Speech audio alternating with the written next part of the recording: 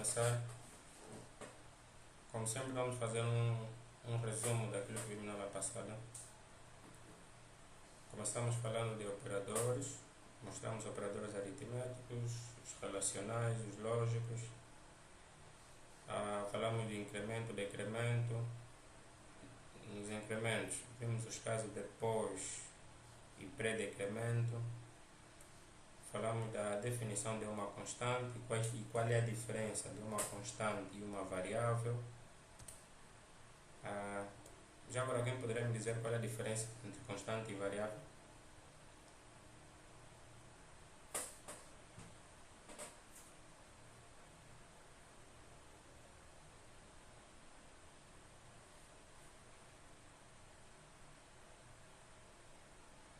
Exatamente. E qual é a diferença na declaração destes dois itens?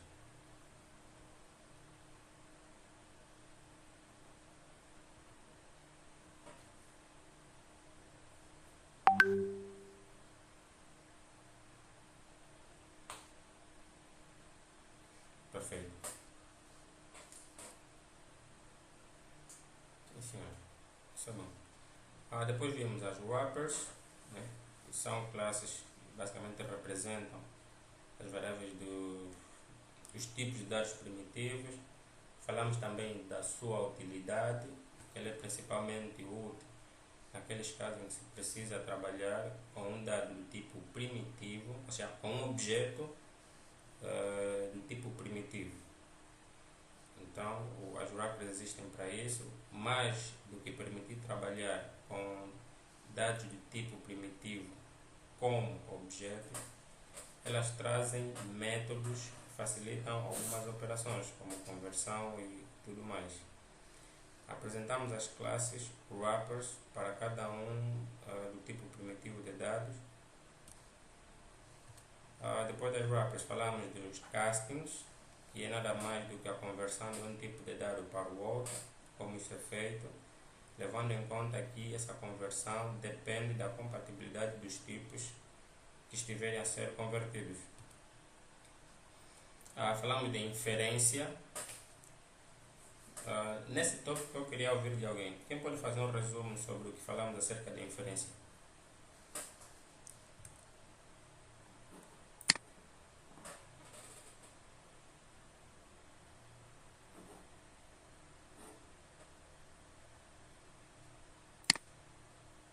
Uhum.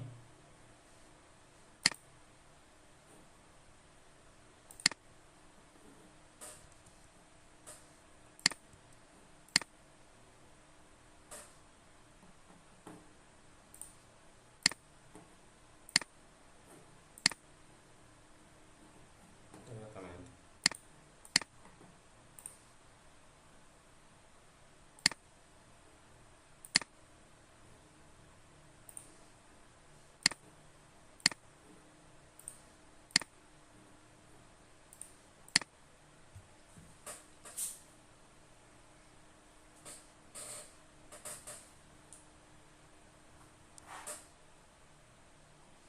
Exatamente. Mas o que é que acontece depois? Ao atribuir esse valor, o que é que vai acontecer com essa variável? Vai ganhar um tipo ou vai continuar assim, não tipada?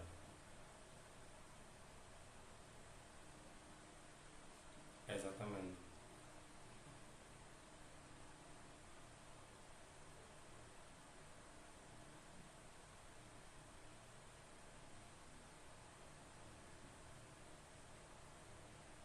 De acordo com o valor que lhe foi atribuído, ou seja, de acordo com o tipo do valor que lhe foi atribuído. Isso é bom. Estão atentos. A seguir, temos aqui comandos de saída, que é coisa básica. Apresentei aqui alguns comandos de saídas do Java, os principais no caso, só para lembrar que os comandos de saída são objetos, são objetos da classe System. Essa classe System é uma classe que pertence ao pacote Lang, o pacote default também do Java, e ela alberga alguns recursos fundamentais do Java, como recursos para entrada e saída de dados e outros. Sobre a saída de dados, acho que eu não vou me prender muito nesse item, porque ao longo do programa já tivemos muitos casos.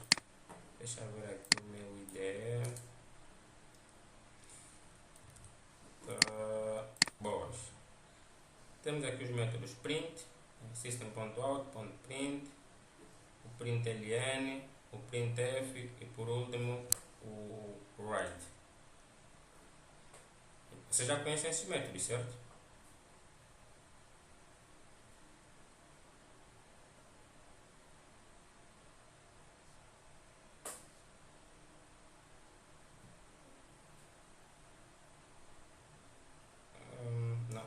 Não consegui perceber. Só conheciam o print. Ok. Só em C, né? Yeah, em Java.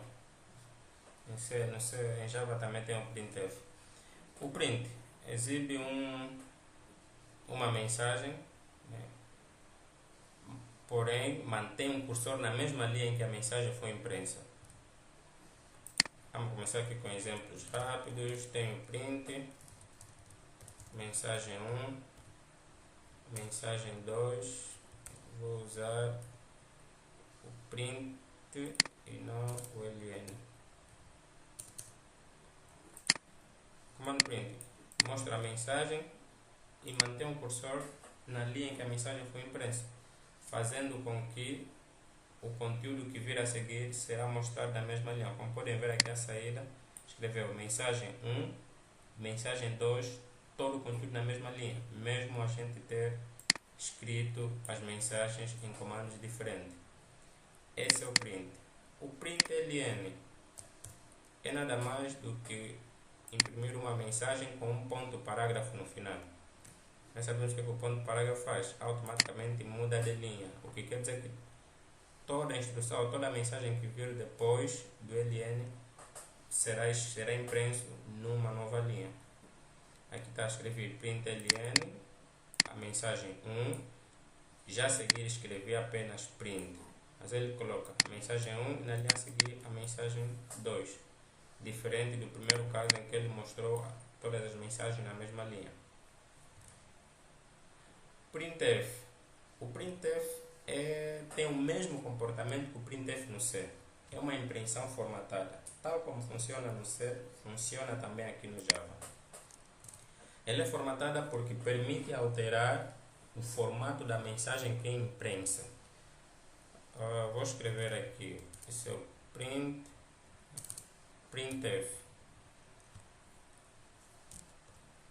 Se eu quiser aprender, deixa eu ver aqui, número, né? Eu quero mostrar o número contido numa variável. Em C, faz o quê? No lugar onde desejamos que apareça o número, colocamos um código, certo? No caso, para inteiro, qual é o código?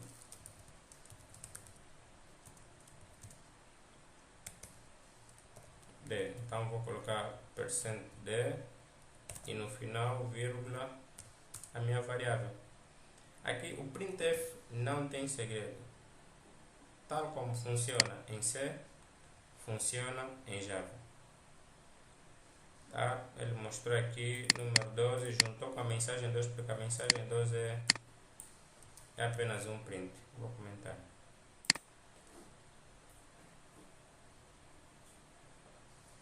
E pronto, temos aqui número e o número foi impresso. O write. Esse é um comando que é usado para imprimir um único caractere.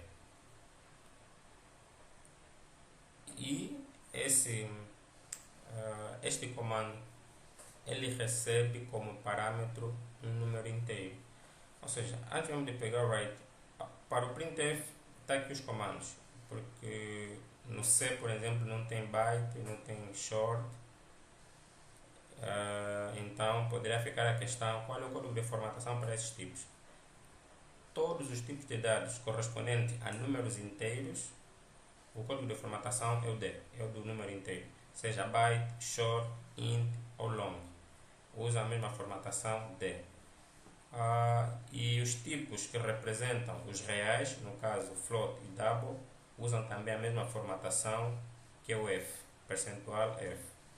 O boolean, percentual B, e o char, percentual C. Esse é o único detalhe que vamos realçar aqui. Agora vamos passar para o write. O write é um método que imprime também, mas este cara só imprime um caractere. Diferente dos outros três. Tem alguém com o microfone aberto. Tem alguém com o microfone aberto. Quem está com o microfone aberto? Pois senão não quer travar. Adário.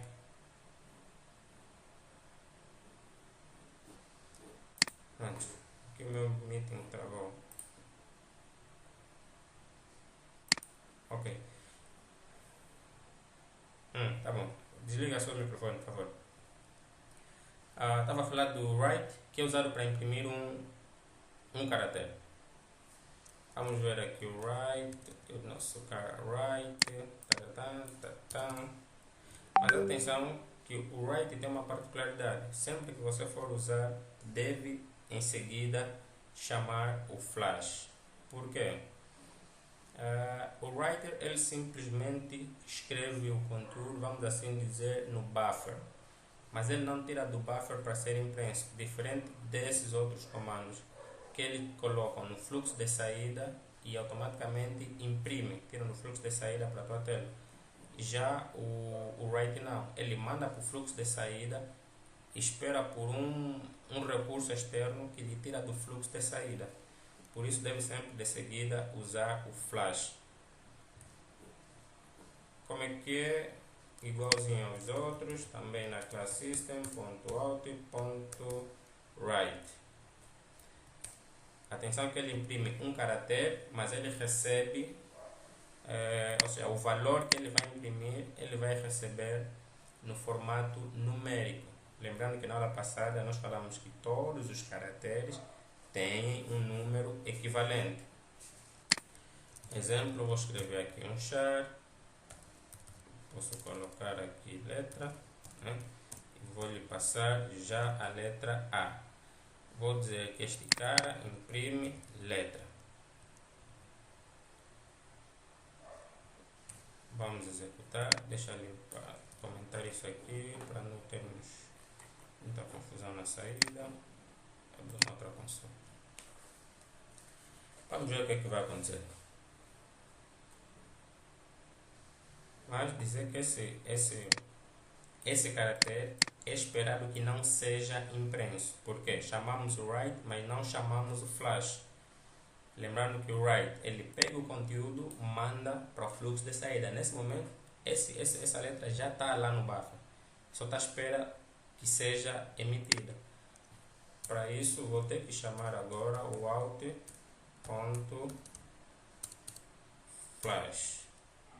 Este carinha aqui. Eu vou repetir a execução. Agora já aparece. Está aqui a letra A. Ok? E por outra, eu mandei o char, no caso, como nós vimos na aula passada no casting, int recebe o char normalmente, o char recebe o int normalmente por causa da correspondência, ou seja, da compatibilidade que eles têm. Como também eu poderia chegar aqui e mandar diretamente o inteiro, pode ser, por exemplo, 65, ou vou mandar, acho que a letra é 65. Ele automaticamente vai imprimir o caractere correspondente a este inteiro. Aqui está, na mesma imprimiu a letra A. Se eu colocasse 100, nem sei qual é o caractere correspondente a 100, mas vamos já descobrir. Letra D, D minúscula. Alguma questão até aqui quanto ao write?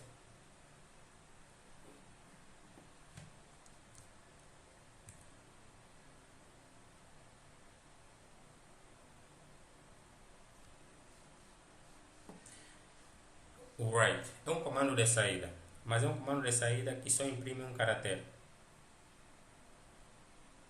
Esse é o primeiro ponto importante. Yeah.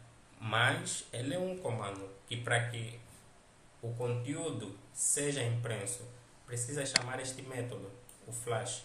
Porque se não chamares o flash, o conteúdo que você mostra aqui não vai ser impresso, não vai aparecer para ti. Vou comentar essa linha. Vou mostrar aqui a variável letra, que é essa variável que eu declarei aqui, tem um conteúdo A. Atenção que não chamei o flash. Vou executar. Como podem ver, não mostrou nada. Deixa eu tirar essa console e meter uma com menos confusão.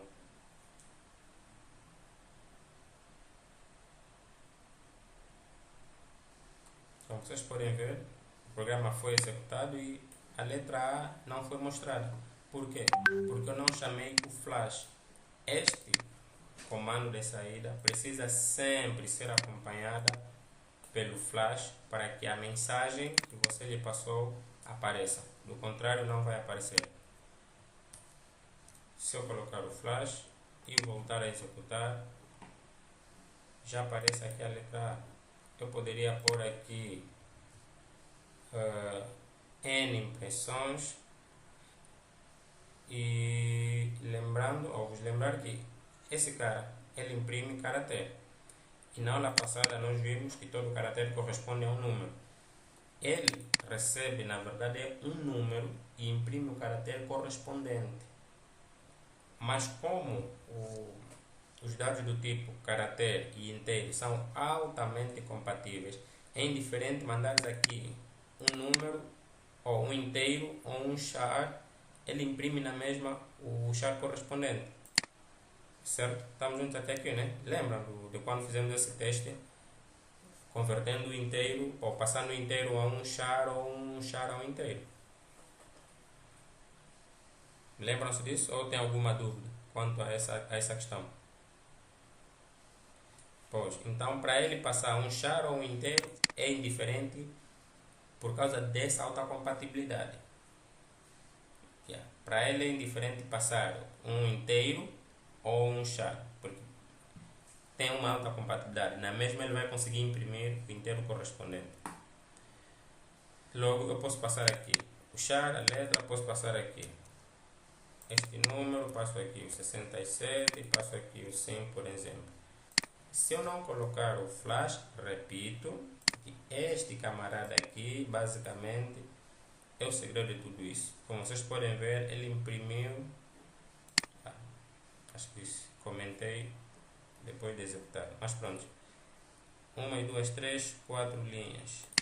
Ele imprimiu estes caracteres aqui.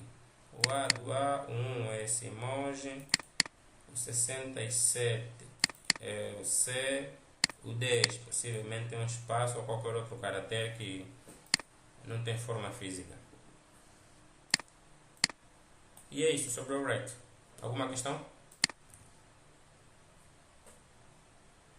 Não é muito usado, mas um momento ou outro pode servir.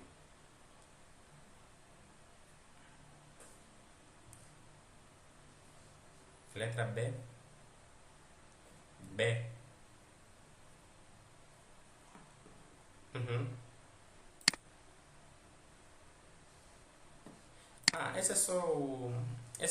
Esse B é do IDE, do VS Code, para dizer que o método em si tem um parâmetro B. Ele está dizendo que o parâmetro B está a receber esse valor. Isso não tem nada a ver. Tanto que eu ponho o cursor aqui, se eu tentar apagar, visto que ele apagou o parente e não o suposto B, e ele coloca automaticamente. Isso é simplesmente do editor.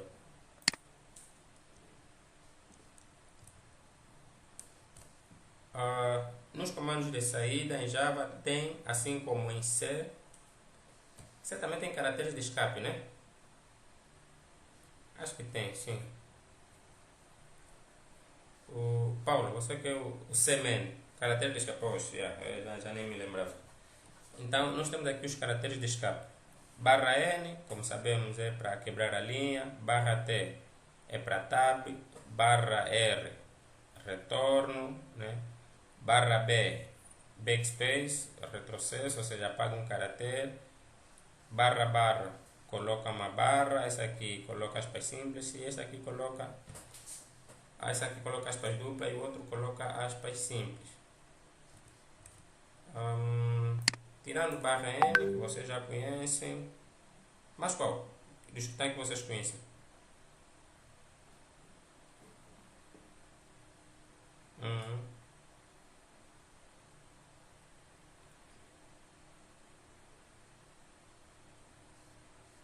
Então vamos ver o barra R. Né? Pronto, todos já conhecem. Vamos. E barra B. Tá bom. Vamos simplificar aqui o tempo. O barra R é um retorno usado para mover. Acho que eu tenho aqui exemplo.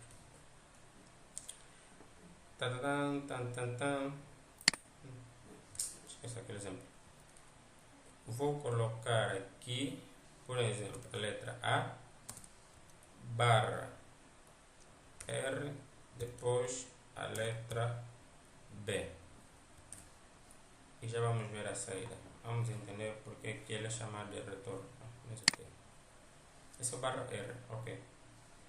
Repara, ele imprimiu simplesmente a letra B. Por quê? Porque esse caractere de escape faz um recuo no cursor. Eu escrevo, tem um conteúdo aqui. No momento que eu coloco barra R, em vez do cursor continuar aqui, ele recua. Automaticamente começa a reescrever na posição inicial. Por esta razão, ele apagou o B. Certo? Deixa eu fazer isso. Agora, como vocês podem ver, o barra R, ele recua o cursor. Por exemplo, o normal é print ln letra A. Quando tiver que imprimir, ele vai escrever a letra A. O cursor vai continuar sempre em frente do conteúdo daquilo que foi impresso, de modo que tudo que vir depois estará colocado sempre à frente da letra A, certo? Mas o barra R recua o cursor. Eu escrevi A. Se colocar o barra R, o cursor volta na posição anterior. Ok? Tanto que escrevo A, depois o B. O que vai acontecer é que ele vai escrever primeiro A, só que depois dele escrever o A, encontra esse caractere especial, então ele volta, recomeça a impressão. Ao recomeçar a impressão, vai apagar o que ele encontrar. Vou escrever, vamos ver o que vai acontecer na saída.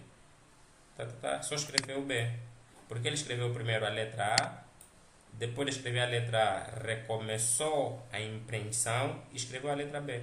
Ele, ao recomeçar, apaga o que já estava escrito. Estamos juntos até aqui?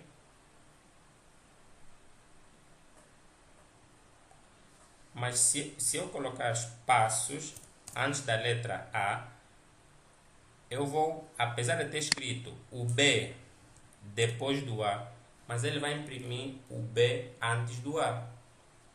Eu escrevi A, normalmente assim, na lei, ele vai escrever primeiro A, depois o B. Do jeito que está aí, ok? A questão é, como é que eu posso escrever o B antes do A nesta mesma ordem? Simples, vou ter que recuar a impressão. Quer dizer, escrevo uma letra, recuo a impressão, né? Ou a impressora, anyway, o cara que é responsável por emitir isso, e volto a escrever o conteúdo. Para isso vou ter que pôr o barra R. Só com essa anotação que eu fiz aqui, o B vai sair antes do A. Vê? Ele escreveu o B antes do A, por causa deste cara que recuou basicamente a impressão. Estamos juntos até aqui, não é?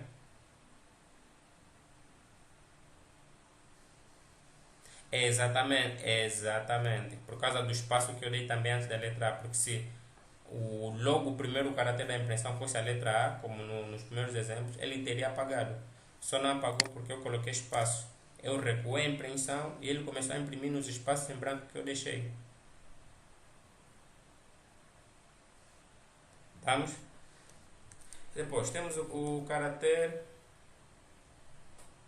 barra B, o backspace. Esse backspace é mesmo apagar. Tá vendo a tecla backspace do teclado?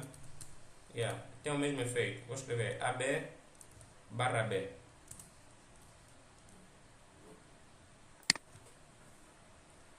AB barra B. Se calhar o espaço que eu meti. Deixa eu tirar o espaço.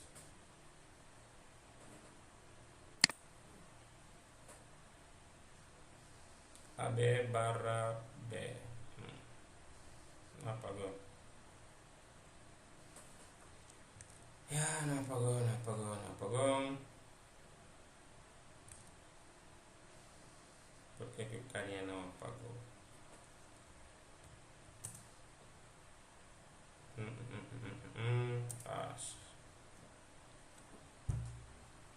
Tem que descobrir.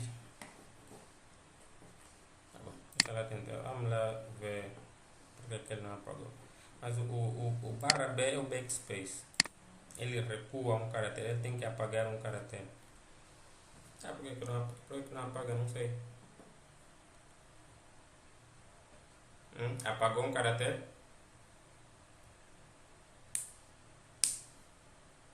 Sim, ele só recua um caractere, só apaga um caractere. Só recua um caractere, tipo o backspace. Quando você pressiona uma vez, apaga um. Pressiona duas vezes, apaga dois. Não, mesmo com espaço, não sei porque. Deixa apagar isso aqui e executar de novo. O comportamento correto é esse que o Garcia, né? Não, Nelson. Que o Nelson está tendo. Ele deve apagar. Agora sim. Se calhar a console já estava poluída. Agora, como podem ver, apagou. Escrevi AB, é a tecla backspace, apagou. Vou meter duas vezes. Vou colocar duas vezes.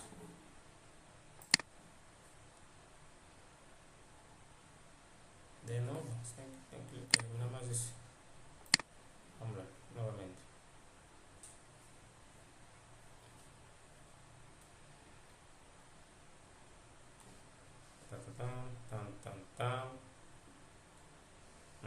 Acho que aqui já distorci o sentido. Somente já distorci o sentido. Mas pronto. Essa é a função do barra B. Limpar um caractere.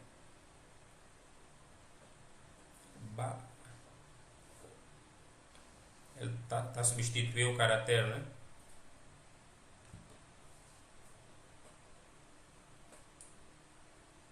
Está imprimindo outra linha. Estranho. Meteste o barra R. AD.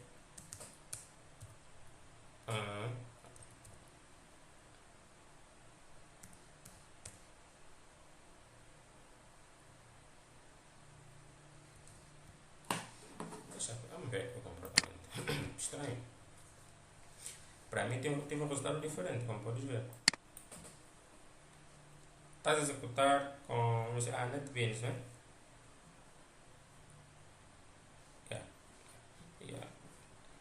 Possivelmente deve ser questão de buffer, alguma coisa assim. Que é o que estava acontecendo comigo quando usava o barra B. Eu tenho que fechar essa console e abrir outra.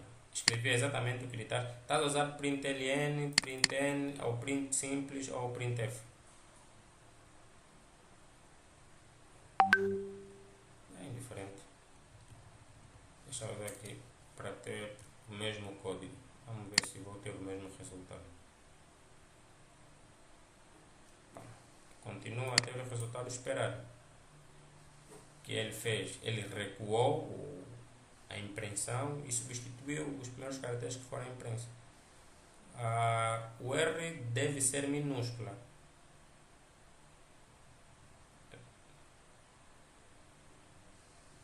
Continua a ter o mesmo resultado.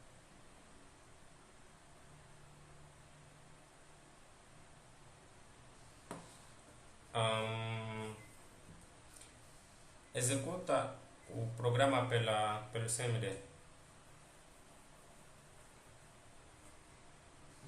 Tipo, só para tentar fugir da console que já tem. Possivelmente é alguma coisa relacionada à tua console.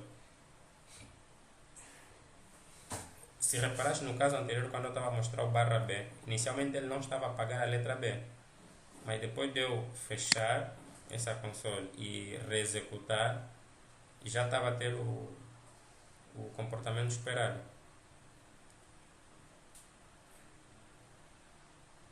Ou, alternativamente, colocava chamava o flash antes da tua linha para ver se ele esvaziasse o buffer.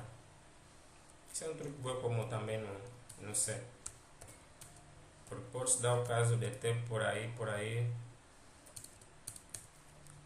alguns caracteres que estejam a influenciar nisso.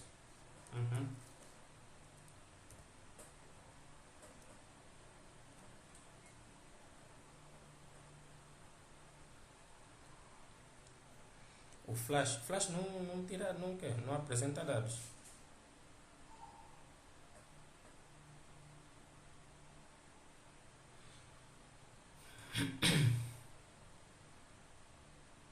Println, calma. Qual é o propósito de usares o flash? Primeiro isso tem que estar perceptível. Porque o flash ele atua sobre o buffer. Ele extrai caracteres do buffer.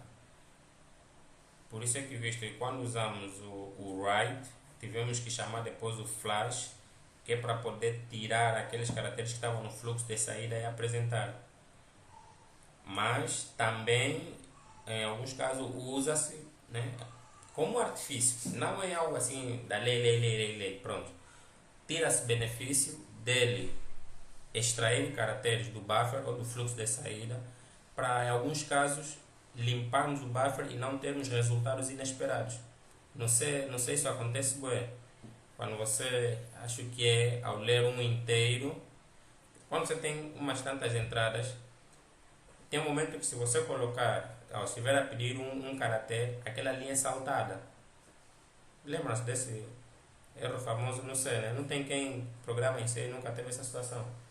Você vai pedir os dados, nome X, nome fulano cicrano, idade Y, gênero. Em vez de ele pedir o gênero, você vai ver que ele vai saltar o gênero. Então, o truque que é utilizado para isso é chamar o flash, né? Mas por que a gente chama o flash? E por que aquele erro acontece? Porque ficam no buffer ou no fluxo de saída caracteres que depois automaticamente são alocados para aquela variável. Então, nós usamos o flash para esvaziar o buffer, tipo, tirar todos aqueles caracteres aí à deriva, de modo que entre somente aquele que nós digitamos. E o truque também pode se aplicar aqui para o Java. Possivelmente o erro que o Nelson está a ter pode estar associado a isso. Então eu recomendei que usasse o flash antes, né, para garantir que ele primeiro esvazia o buffer e depois mostrar isso aqui. Nelson, tiveste o resultado?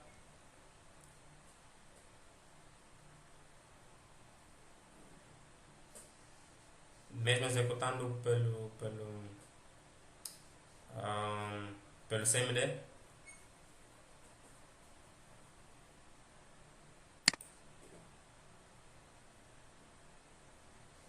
Nelson, mesmo executando pelo CMD? Pois.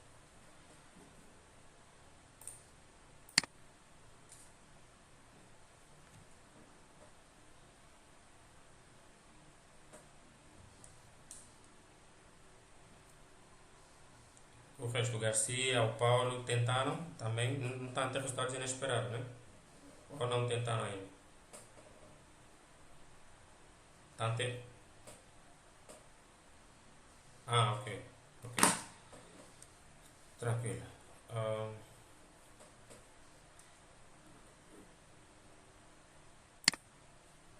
Certo, depois podemos ver isso aí. Ok, vimos aqui os comandos. Dados de entrada, ou seja, recepção de dados. Até agora vimos operadores, vimos declaração de variáveis, mas não vimos como inserir os dados no nosso programa. E para isso nós temos a classe Scanner. Para isso temos aqui a classe Scanner. E essa classe Scanner é uma classe que nos dá a possibilidade de fazermos a leitura. Atenção que o scanner não permite só ler dados vindos do teclado. Permite a entrada de dados de diversas fontes, pode ser um ficheiro ou teclado, mas aqui no nosso caso vamos ver para o teclado. E para isso ele te oferece métodos de acordo com o tipo de dado primitivo que fores ler. Como é que nós fazemos para poder ler um dado vindo do teclado? A estrutura é essa que está aqui. Scanner. Vou mostrar já aqui no editor. Vamos declarar inicialmente um objeto scanner, que é o objeto que nós vamos ler para receber os valores vindo do teclado, que vai ser igual a new scanner. Lembram que na aula passada, quando falávamos das wrapper, eu disse que sempre que tivermos a criar um tipo correspondente a um objeto ou um tipo por referência, este cara é inicializado usando a estrutura, primeiro a palavra new e depois a mesma classe, mas com parênteses, que é algo que nós vamos perceber lá mais para frente. Fizemos isso porque nós estamos a inicializar um objeto. Os objetos são inicializados deste jeito. Mas aqui, essa classe scanner recebe como parâmetro um componente de leitura, um componente que permite entrada de dados. E o que nós passamos é o system.in.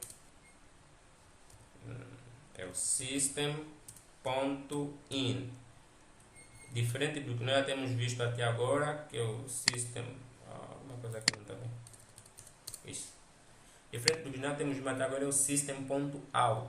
System.out, como eu disse, a classe system é um recurso padrão, né, base do Java que está no pacote Lang, que oferece mecanismos de saída e de entrada de dados.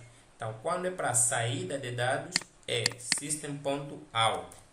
O que vir depois é sempre para saída, seja printf, println, sei lá o que, é sempre para saída. Mas se for para entrada é in, certo?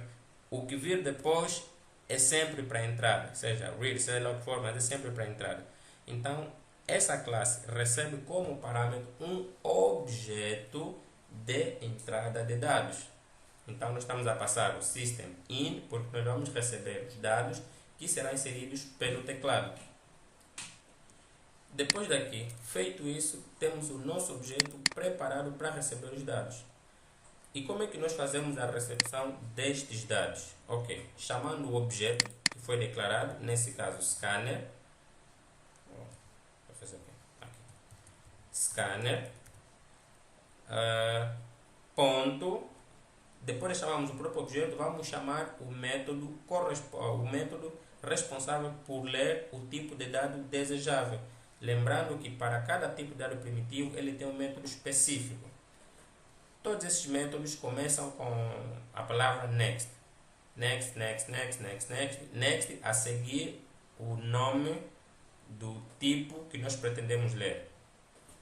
Se pretendemos ler um byte, é next byte. Se for short, next short. Se for long, next long. Se for int, next int, Com exceção o next line e o next.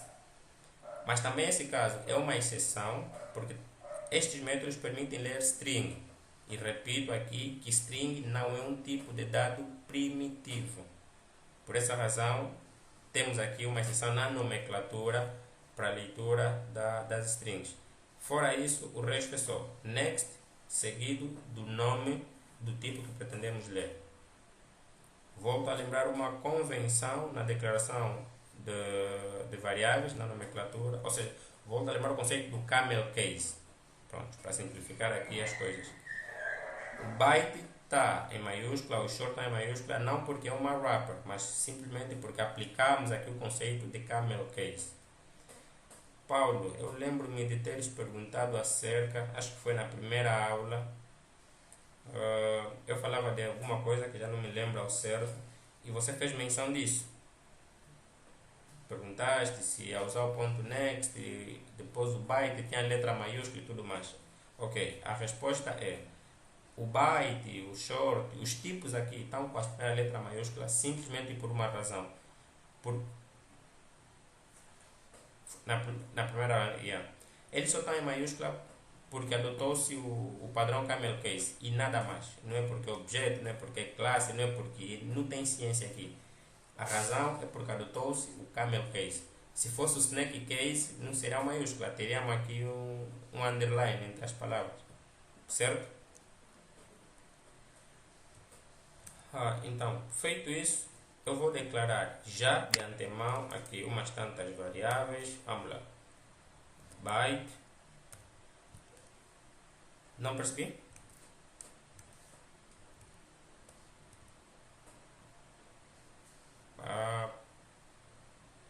Garcia, disseste alguma coisa?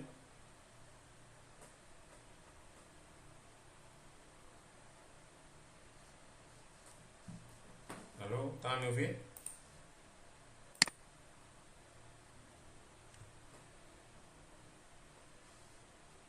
É um camel case. É convenção apenas.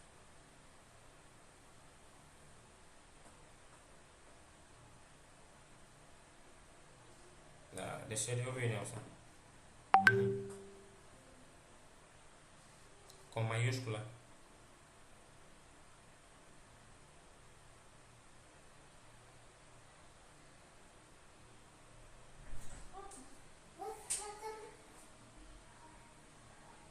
Depois. Bem.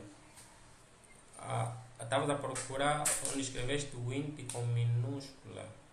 Na declaração. Next. Atenção.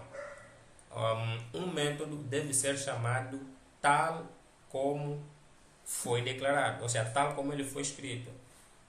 Se o método foi escrito, ou seja, quando criar a classe scanner, e uma coisa que acho que nós podemos ver aqui, sempre que se trata de uma classe, vocês podem ir naquela classe, né? Pelo menos aqui, se clicares a tecla Ctrl do teclado e pôres o cursor sobre o objeto, reparas que ele já muda o cursor. Então, quando clicares sobre ele, tu vais diretamente para o ficheiro correspondente daquele objeto. Então, eu cliquei aqui e nesse momento estou no ficheiro correspondente à classe scanner. Tudo que a classe scanner tem está aqui. Deixa eu pesquisar pelo next int. Next int. Next int, não é isso que eu quero. Next int, não é o que eu quero. Ok, está aqui. Esse é o método. Ou seja, a classe scanner tem o método nextInt. O nextInt foi declarado deste jeito. Logo, ao chamares, você deve chamar como ele foi declarado. Imagina você a programar, declaras o teu método, né? Vamos supor, int, calcula, ok? Estou a fazer isso porque eu sei que você já tem estes conhecimentos. E quando for chamar o método, você escreve calcula com letra maiúscula. A minha questão é, isso ia funcionar? Você declarou o teu método assim? Não, porque você declarou deste jeito, minúscula, e está chamando de outro jeito. Ao chamar, deve chamar exatamente como ele foi declarado. O mesmo acontece com o scanner. Os métodos estão, ou seja, tem essa nomenclatura, não porque nós que vamos chamar, vamos usar a convenção. É porque quem criou os métodos usou a convenção na criação dos métodos. E nós que só vamos usar esses métodos, devemos usar tal como eles foram criados. Por isso é que quando escreveste o int com a letra minúscula, estavas a ter erro. Supostamente o erro que estavas a ter é o método não existe. Certo? Estamos?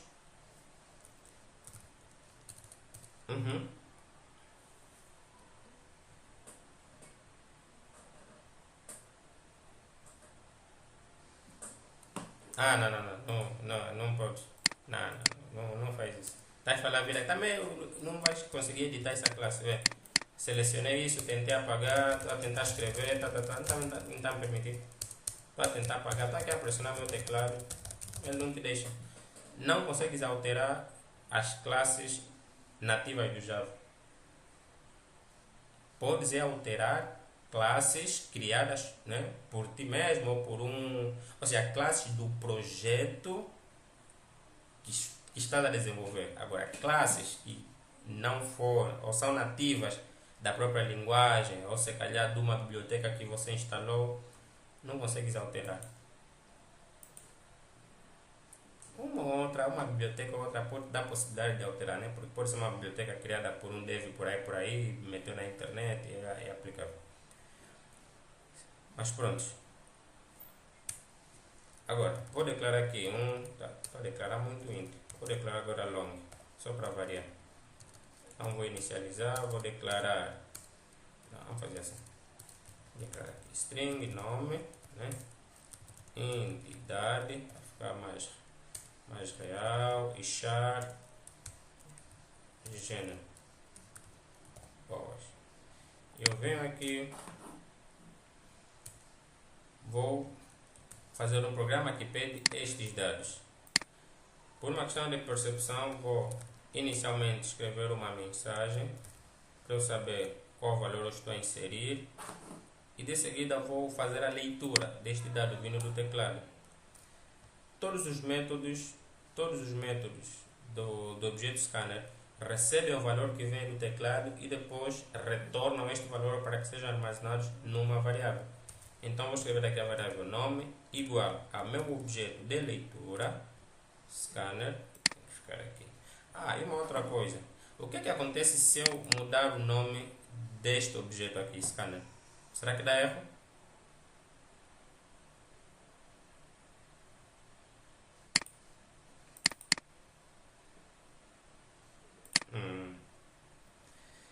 Interessante. Só fiz essa questão por uma simples razão. É comum no aprendizado da entrada de dados em Java declarar esse objeto também exatamente com o termo scanner. Para dizer que isso é simplesmente o nome de uma variável. Não precisa ser obrigatoriamente scanner ou igual a classe. Pode ser qualquer coisa que achares melhor. Mas por convenção, recomendo sempre dar nomes às variáveis que melhor expliquem as razões daquela variável. Imagina que eu quero escrever uma variável para nome e eu chego aqui e escrevo simplesmente A. Quando outro programador vir ler o teu código, vai se perguntar string A, mas essa variável A armazena o quê? Ele vai ter que ficar aí um tempão a entender o teu código. Mas se eu escrever aqui nome, dar um nome à variável que corresponde ao propósito dela, deixa a coisa bem mais fácil de perceber. Ok, dando sequência, tem um objeto scanner, ponto, como se trata de uma string, vou chamar o método nextLine. E aproveito esclarecer a diferença entre os métodos next e nextLine. Tanto o método next como o método nextLine servem para ler strings. A diferença é que o next só lê uma palavra, né, que é para facilitar a compreensão, ou seja, enquanto for escrevendo sem dar espaço ou enter, ele vai armazenando esse valor na mesma variável.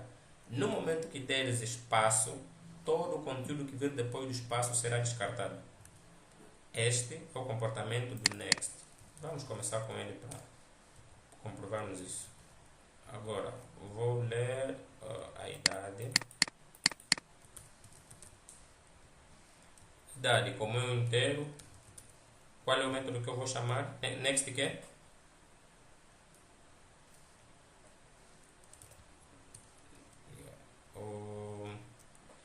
O gênero é do tipo char. Qual é o método que eu vou chamar?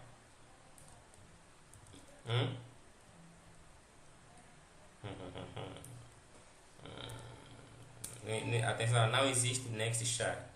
Primeiro, não existe um método nativo. Não existe um método nativo para a leitura do char. Quando digo método nativo, me refiro, por exemplo, o byte tem um método dele, nextByte. É um next já nativo da classe scanner para ler dados do tipo byte. O mesmo acontece com o short, o long, o int, todos os tipos primitivos, exceto o char, tem seus próprios métodos na classe scanner, mas o char não tem.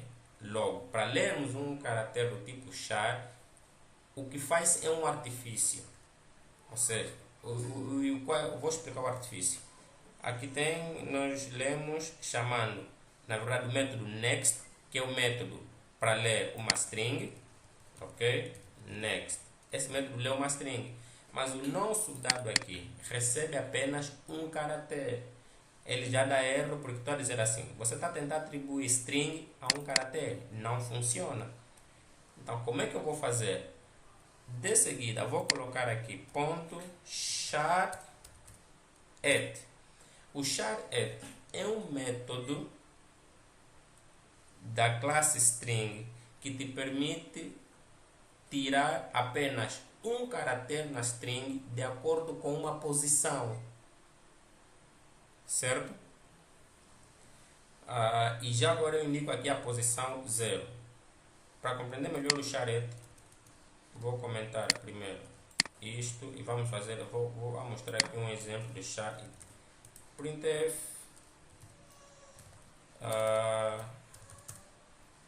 char, né, vamos pôr na posição percentual d e percentual c. Vou usar printf, vou declarar aqui um int, pode ser byte, pos igual a 0. Depois vou declarar aqui uma string, texto igual a po com Java. Tá, ok. Eu tenho aqui uma variável que tem a posição e eu tenho uma outra variável que tem o texto. E aqui nessa saída eu vou mostrar um caractere de acordo com uma posição que eu preferir. Vou dizer assim, quero ver qual é o caractere que está na posição 0. Lembrando que em programação os vetores ou as posições começam sempre de 0. Quando temos a nos referir a uma sequência de valores, geralmente a contagem, ou nem geralmente a contagem sempre começa de 0. Qual é o caractere que está na posição 0? Assim, ainda de forma manual, só olhando para o texto. É o P, certo? Vamos começar aqui, 0, 1, 2, 3, 4, 5, 6, 7, 8, 9, 10, até onde puder. Então, como é que eu vou extrair só este caractere? Só, não quero mostrar a string toda. É por intermédio do método char at. Esse é um método da classe string. Todo objeto do tipo string tem este método. Então, vou mostrar primeiro pos, para refletir aqui no percentual d. Depois vou chamar o texto. Por ser uma string, ele já tem o método char at. Todo objeto do tipo string tem esse método, porque esse é um método nativo da classe string. E eu vou colocar aqui o pos. Ao pos você vai passar um número inteiro que corresponde à posição que tu desejas aceder. Ao executar, reparem que ele vai mostrar a letra P. E o retorno, como vocês podem ver aqui, usei a formatação percentual C. Por quê? Porque o retorno já não é uma string, mas sim um caractere.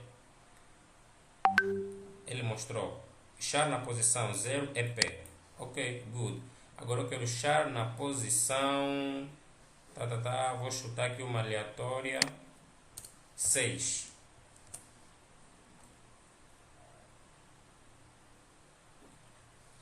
Posição 4. Eu não sei o que está nessa posição, mas vamos descobrir.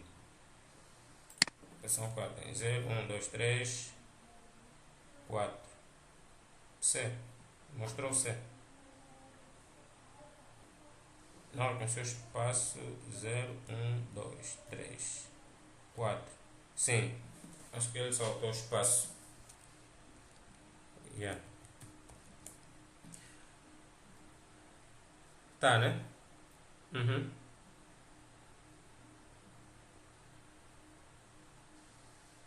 Para mover as posições.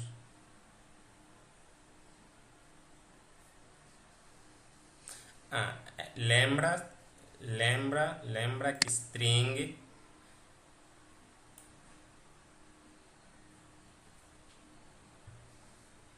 são 3, 0, 1, 2. Sim, tem razão. Ele saltou porque o 4 calha no C. 0, 1, 2, 3, 4. Tem que ser 3. O Nelson está certo. Vamos aqui imprimir. Pam, pam, pam. É aqui a saída. É um caractere em branco. Que tem espaço no caso. E qualquer outra posição que eu meter, ele vai aparecer aqui. O Paulo estava a questionar, usar vetores. É assim, string não é um tipo nativo. É uma classe que foi criada para permitir trabalhar com uma sequência de caracteres. Obviamente, se nós formos para essa classe, ele usa vetores para te permitir apresentar essa sequência do jeito que nós vimos aqui. Porque no Java não tens um tipo primitivo para uma sequência, mas tens a classe string que te dá essa possibilidade de trabalhar com sequência. Então, internamente, ela usa os conceitos de vetores para poder armazenar os vários caracteres que ela recebe. Por isso é que ela já te oferece esse método para pegar o caractere de uma determinada posição.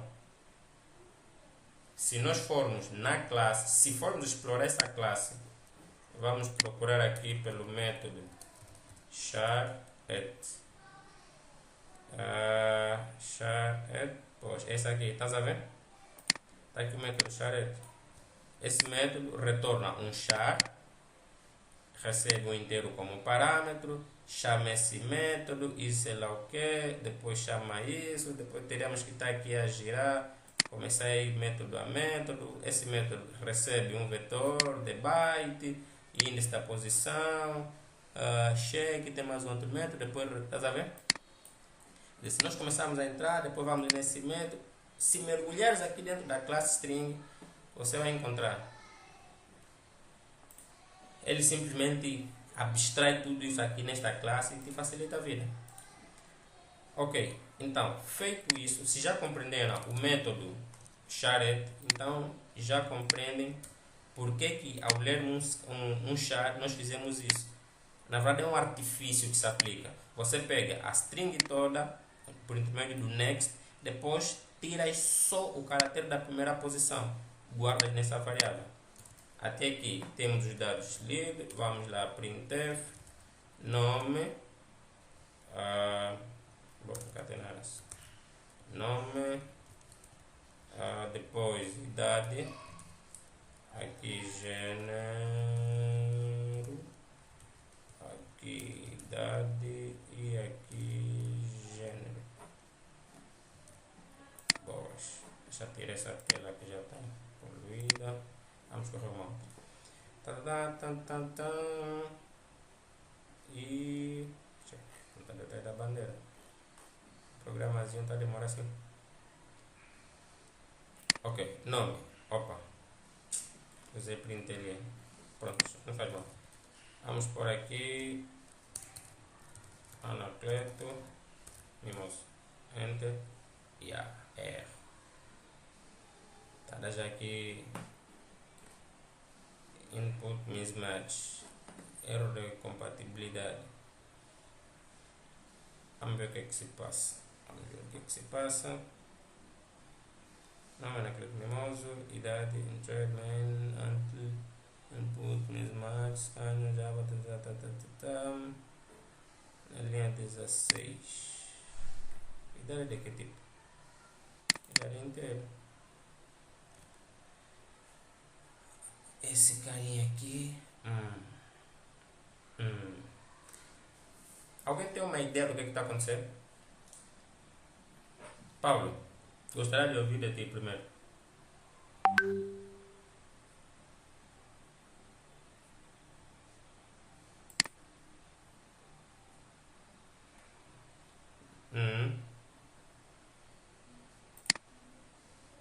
Int.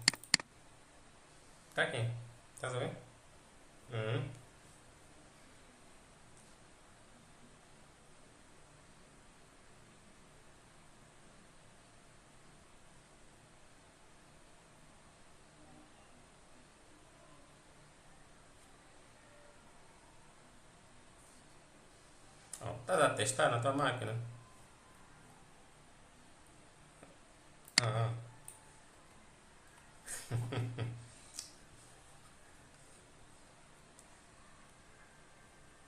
Uhum.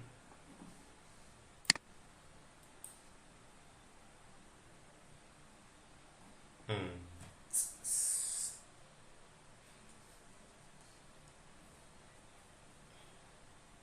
Hum. Hum. Hum.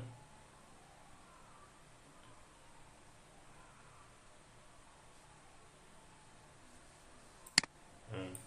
Ok. O erro que ele dá, aqui ele diz input mismatch. Ou seja, é um erro, quando você vê esse input mismatch, é um erro que diz que estás a tentar atribuir uma variável um tipo que não é dela. Ou seja, ele está a me dizer que o tipo que eu estou a passar à idade não é do tipo inteiro. É o que ela está a me dizer. Mas olhando para o código, era suposto não dar erro. O que é que acontece? Assim como o Paulo explicou, eu perguntei diretamente ao Paulo porque isso é um erro bem comum em C e eu há pouco tempo acabei de explicar isso. Eu estou a usar o next e o next ele só lê, só reconhece uma palavra. E eu, ao inserir o valor, inseri mais de uma palavra. Automaticamente, só a palavra Anacleto é passada para esta variável. Este resto fica aí à deriva. Não é utilizado, fica à deriva. Quando o cursor, ou seja, quando a execução entende que tem que receber um valor, o que é que ele faz? Os primeiros parâmetros, os primeiros valores a ser passados para essa entrada são os que já estão aí no buffer. E no buffer tem o quê? Tem letras. Está a tentar passar para inteiro letra. Por isso é que ele deu este erro. Com certeza que se eu pôr aqui o next line, né, mas eu quero mesmo primeiro executar só mostrando o nome. Só que eu não queria esse erro. Mas pronto, vamos já para o next line. Não. Vou comentar isso aqui. Tem que. Vamos lá mostrar aqui a prova dos novos. Fica assim. Deixa, eu vou só mostrar inicialmente o nome.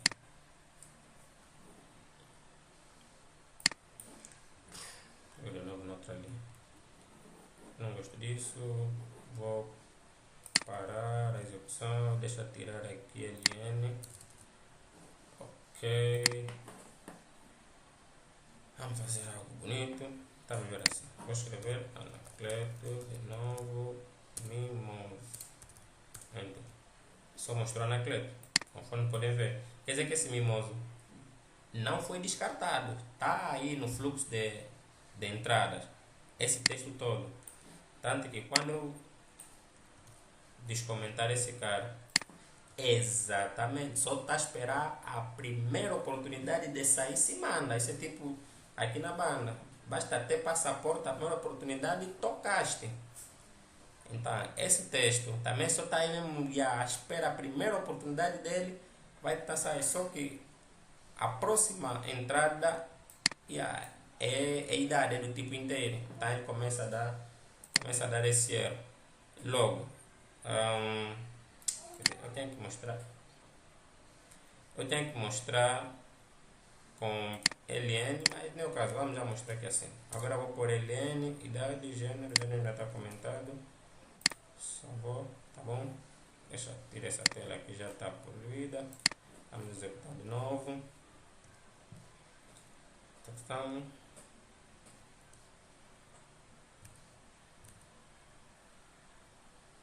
o programa está demorando assim, né?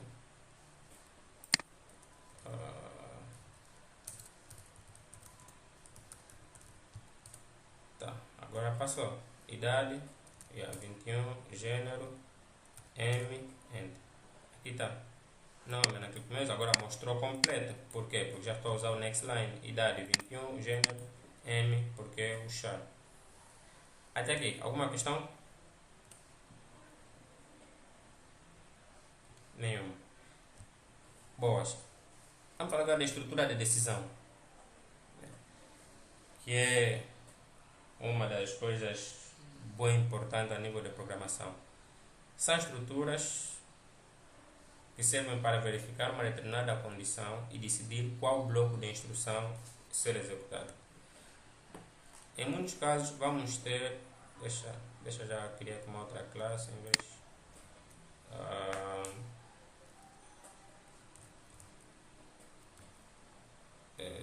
estrutura decisão.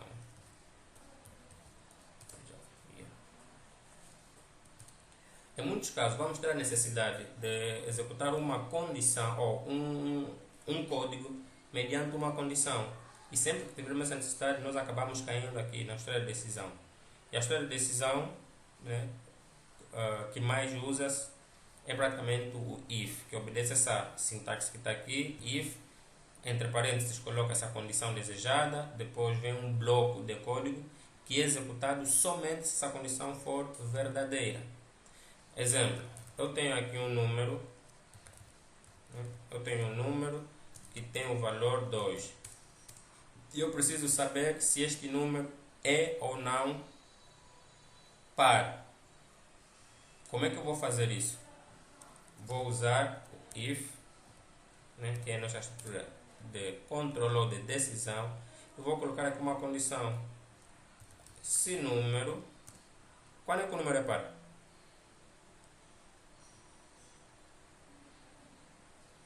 Exatamente. E qual é o operador para obter o resto? Percentual. Então estou a dizer assim. Se número percentual 2 for igual a 0, lembrando que nós vimos esse cara quando falamos de operadores aritméticos e esse cara quando falamos de operadores relacionais. Estou a dizer, se o resto da divisão da variável número por 2 for igual a 0, então eu aqui dentro já posso executar tudo quanto eu quiser. Mas simplesmente vou colocar aqui número par. Certo? Alguém tem uma dúvida? Tem erro por quê?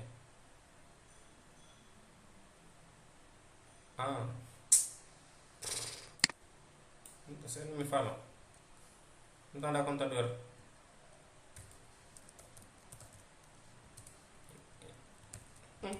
Me falaram como é que deram conta. Agora sim, não tinha um método main. Não tinha main, ok, boas. Até aqui, alguém tem alguma dúvida quanto a isto? Alguém tem alguma dúvida quanto à utilização do if? Penso que nenhum. Good. Então, nós podemos avançar. Vamos testar aqui esse carinha. Execução direita. Show, man. Número par, correto. Mas, nem sempre nós queremos verificar uma única condição. Nós temos a estrutura else if, né, que nos permite fazer várias verificações. Eu posso querer saber se o número é par, se o número é maior que 2, por exemplo. Vou usar else if. O else if te permite voltar a adicionar uma outra condição caso a primeira não seja cumprida. Então coloco else if, por exemplo, quero verificar se o número é maior que 2 ou maior que 1. Vou executar aqui uma outra condição. Ok, se o número não for maior que 1, quero verificar se o número, por exemplo, é maior que 2. Isso não está certo. Else if número maior que 2. Ok. Então, eu posso fazer várias verificações sobre várias condições, uma depois da outra, deste jeito. If, se essa não se cumprir, ela vem e verifica esta. Se esta não se cumprir, vem e verifica esta. Até encontrar uma que vai cumprir ou nunca cumprir nenhuma condição. Então, aqui, se ela cumprir essa, e atenção, apenas uma condição é executada. Eu posso colocar um número que cumpre com todas estas. Por exemplo, vou pôr 8. 8 é par, porque a divisão deste por 2 é 0. 8 é maior que 1, 8 é maior que 2. Será que ela vai executar todas estas condições? O 8 obedece todas as regras, mas será que vai executar esse? Não, executou a primeira que dá verdadeiro. Estamos juntos até aqui, né?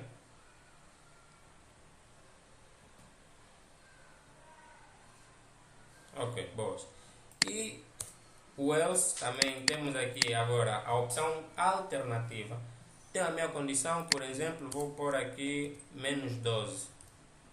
Vou executar isso. Ele vai saltar. Não cumpre a primeira, não cumpre a segunda. Deixa eu ver, batoteiro. Deu para. Ah, sim. Yeah.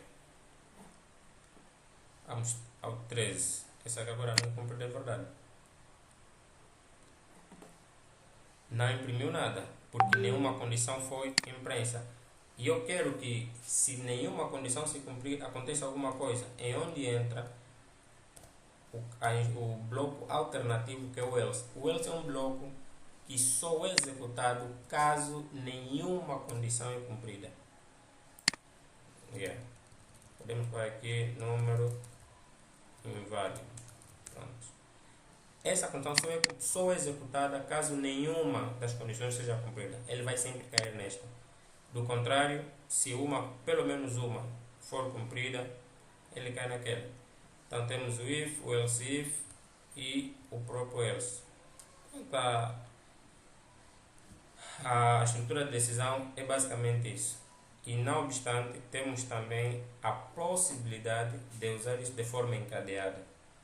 Como é que usar de forma encadeada ou aninhada? É dentro de uma condição ou no bloco de uma estrutura de decisão ter outra estrutura de decisão. Eu posso querer verificar se o número é par. Se for par, verificar se este mesmo número é maior que 2. Desde o momento que tu escreves uma condição dentro de outra condição, de forma encadeada, uma dentro da outra, sucessivamente, já está diante de uma condição encadeada. Na verdade, isso não tem segredo em termos de sintaxe, de sei lá o que. Na verdade, é só o facto de tu escrever uma condição dentro da outra que já torna isso encadeada. Essa decisão é coisa do vosso dia a dia. Aqui é só mais um lembrete do que qualquer outra coisa. Ainda na estrutura de decisão temos o operador ternário. Já ouviram falar deste?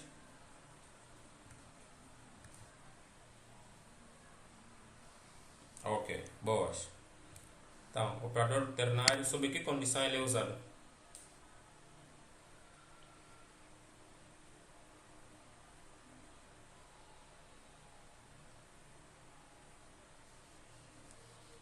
Nem mais. Exemplo, eu quero saber se o número é...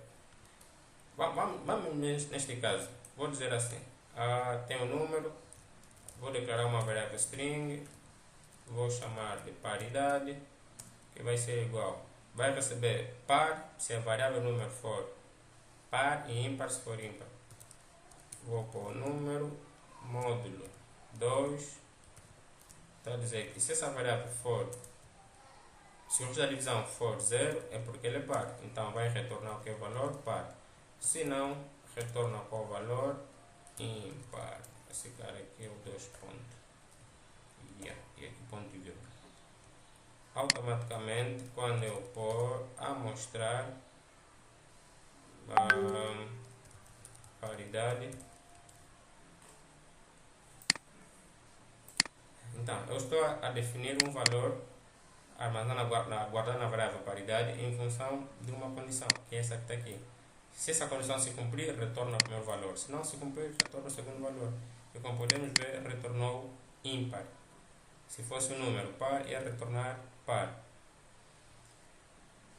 Depois do operador ternário, nas estruturas de decisão, temos a última, que é o switch, que eu acredito que também já conhecem. O switch é uma estrutura de decisão usada nas condições em que ou seja, em que a variável a verificar tem vários possíveis valores. Mas um exemplo de uma variável que pode ter vários possíveis valores. Uma variável que armazena ou guarda o mês, por exemplo, na forma numérica. Se eu tenho aqui mês, né, é um inteiro. O ano tem 12 meses. Quer dizer que esta variável tem 12 possíveis valores. Se eu quiser mostrar o nome do mês de acordo com o número que estiver nessa variável, vou ter que usar uma estrutura de condição, uma estrutura de decisão. E nós vimos o if, que é basicamente o cara mais utilizado. Mas só que se eu utilizar o if, vou ter que pôr 12 verificações. Vou ter que dizer if mês igual a 1, mostra janeiro. Else if mês, esse é o else if, né? Esse cara sai. Mês igual a 2, mostra fevereiro. Else if até 12. É exaustiva. Primeiro caso em que o switch resolve. Segundo caso é as estruturas também aninhadas.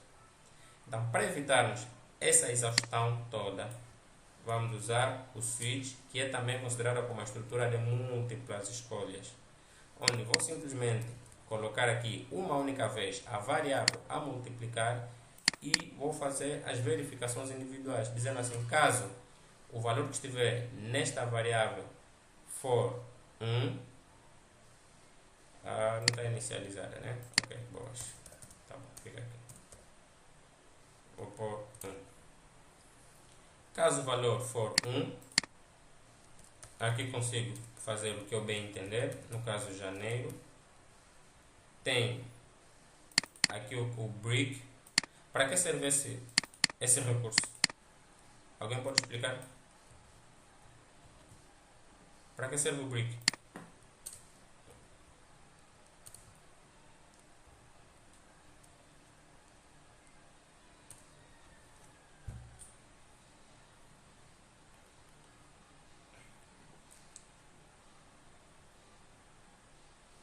Exatamente.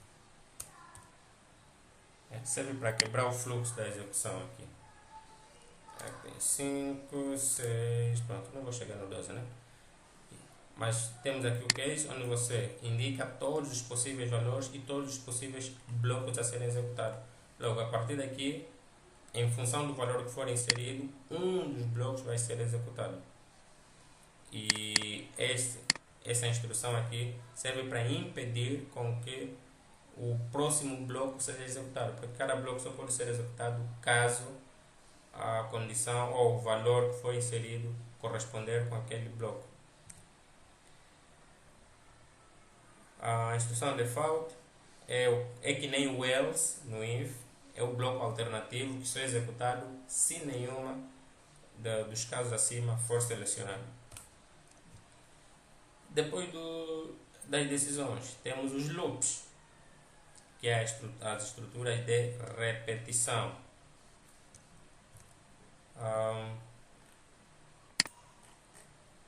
Para que servem essas estruturas de repetição? Alguém pode me responder?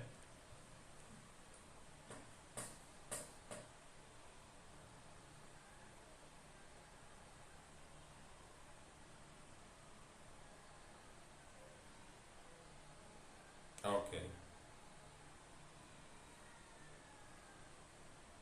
É por aí. Repetir um bloco de códigos ou um conjunto de instruções obedecendo uma determinada condição. E no Java nós temos as comuns, que é o for, o while e o do while. A diferença entre essas condições estão simplesmente no modo como as suas condições são passadas. Vamos começar com for. Vamos fazer um programa que imprime, por exemplo, 10 números.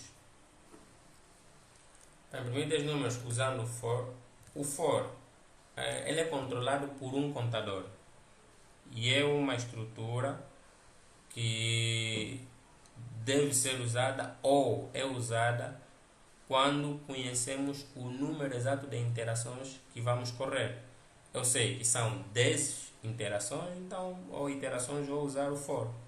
Mas quando nós não temos a ideia ou não temos a certeza de quantas vezes o nosso código vai correr, é meio arriscado e pode ser exaustivo usar o for. Porque se você não sabe quantas vezes vai correr, vai ser obrigado a criar um mecanismo interno de paragem. E aí já começamos a ter ineficiência.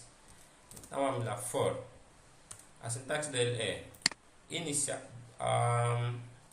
Temos a palavra for, depois temos 3 blocos praticamente de códigos separados por ponto e vírgula, onde no primeiro nós fazemos a inicialização do contador. Lembrando que for é uma estrutura que trabalha com um contador. Então, logo a primeira instrução é a inicialização do contador.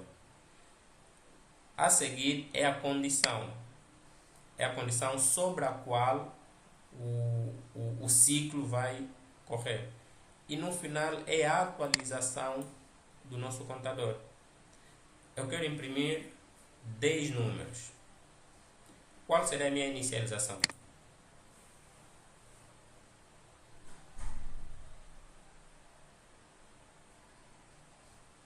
Vamos ver. Vamos começar com... Vou executar até... Qual será a condição?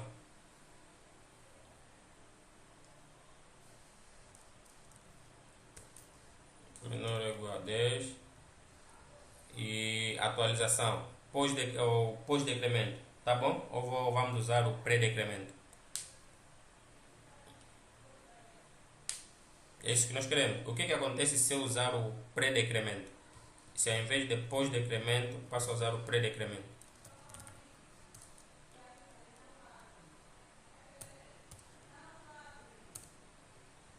Exatamente.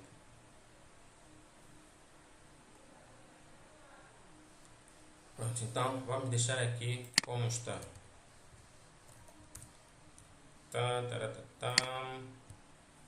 Vamos executar isso e temos aqui, voilà, de 1 a 10. Vamos escrever esse mesmo código noutra estrutura de repetição. Vamos agora com while. O while, a sua estrutura, a condição é executada logo no início. Ou seja, o while já não é por um contador, é por uma condição. Você passa para ele a condição e sempre que ele for executar, ele vai executar até o momento que aquela condição deixar de ser verdade. Logo, isso dá-nos a possibilidade de termos uma execução ou de termos um número de iteração variáveis. Hoje agora posso executar 2 vezes, depois posso executar 3, 10, 5, dependentemente da condição que for passada. Como nós queremos mostrar os números de 1 a 10, como é que ficaria usando o while?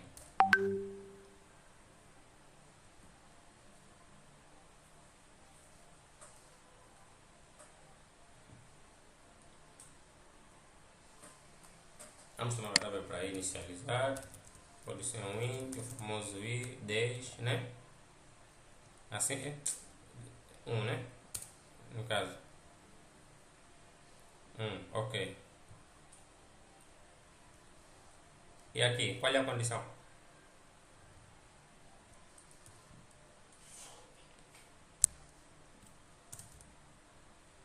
Menor ou igual a 10. Vou mostrar esse carinha.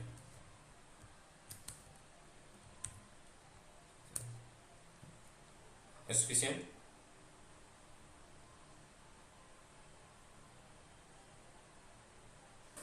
Ok.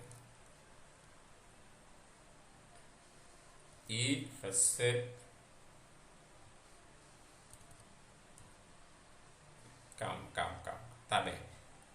Uns dizem i mais, outros dizem i recebe i mais.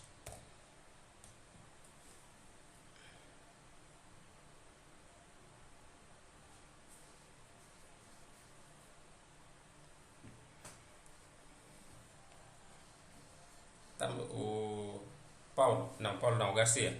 Concordas? Você quem apresentou essa abordagem do I igual a I mais mais.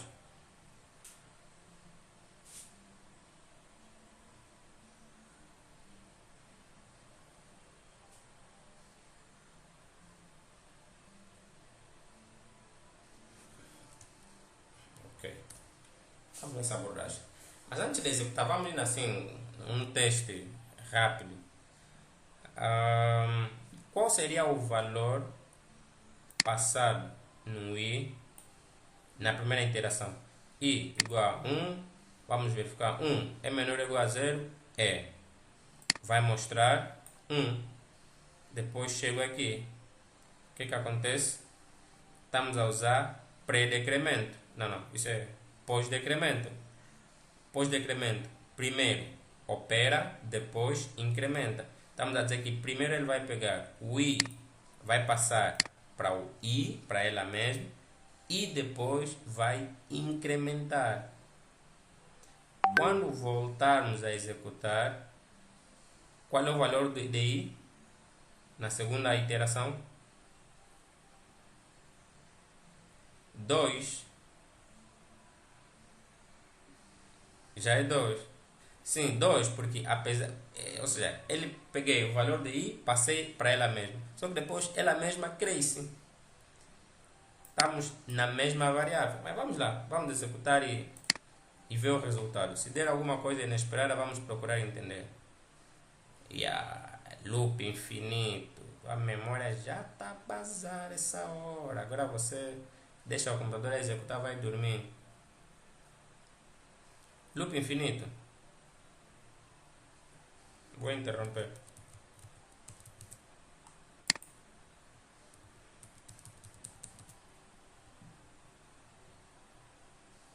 Por causa do incremento. Ele nem está passando 1. Sabe, né?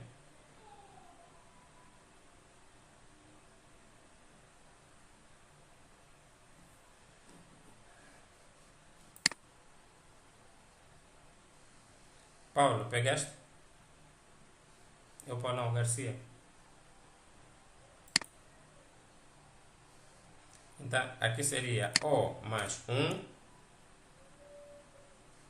ou mais mais. Mas, lembrando, é mais elegante escrever assim. Por uma razão muito simples. Isso é incremento. E incremento é nada mais do que pegar aquela variável e adicionar 1. É o que nós estamos a fazer aqui. Então, vamos optar por essa aqui.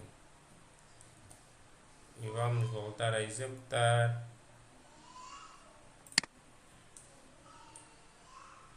E está aqui. 1, 2, 3, 4, 5, 6, 7, 8, 9, 10. Bonito. Temos a outra estrutura que é o do while. O do while é igualzinho ao while. A diferença é que um verifica no início, o outro verifica no fim. E o do while, independentemente da condição ser verdadeira ou falsa, já executa pelo menos uma vez. Certo? Ou seja, na lei, o do while é daqueles caras que primeiro bate e depois pergunta. Se bateu a pessoa errada, já bateu. Então, sendo elas iguais, vou repetir o mesmo código. Porque a única diferença é que um verifica no princípio e o outro verifica no fim. Senão, o while e o do while é a mesma coisa. E o do while é usada numa situação em que deve-se ter pelo menos uma execução, independentemente da condição depois vir a ser verdadeira ou falsa, mas tem que executar pelo menos uma vez. Essa é a única diferença. Logo, se aquele código correu, este também vai correr. Porque eu só copiei, só fiz copy, paste. Mostrou 0 porque aqui tem 0. Anyway, só inicializei com 0. Então, temos aqui as três estruturas mostradas, executadas. Temos 15 minutos. Quer dizer que na próxima aula vamos simplesmente resolver exercícios. Mas claro, eu vou fazer questão de enviar os exercícios mais cedo possível, né? Mais cedo possível, não vai ser necessariamente 9 horas ou 10, se calhar das 12 em diante, mas farei os possíveis de enviar antes das 16 horas, para vocês começarem já a aquecer o cérebro, para quando chegarmos aqui resolvemos os que forem possíveis. Mas antes mesmo de concluirmos, porque até aqui tem praticamente o ciclo base do Java.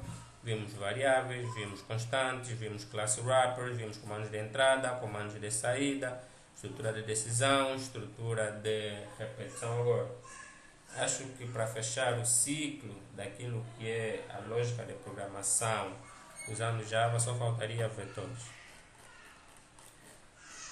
Mas ainda assim já estamos capazes de resolver exercícios interessantes. Só para começar.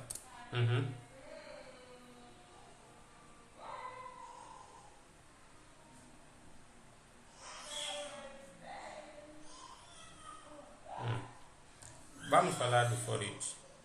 Só não indiquei o for each aqui por uma razão. O for each é usado para iterar objetos. Quando você tem um conjunto de objetos, aí você usa o for each. Nós não estamos a trabalhar com objetos, não há necessidade de pormos o for each.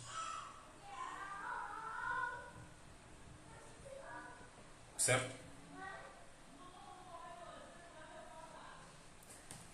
Agora, dentro destes 15 minutos, quero que façam um exercício básico, usem o que puderem, a estrutura que quiserem usar, mas façam um programa que imprime todas as letras maiúsculas do abecedário, de A a Z, mas só as maiúsculas.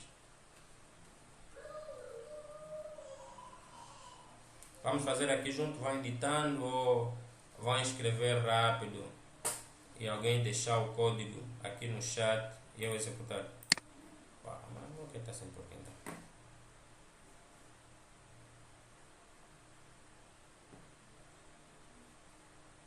Não, mas só que fazem cada um na máquina dele, porque assim vão ter ideias diferentes. Vamos ter dois programas que fazem a mesma coisa, mas com implementações diferentes.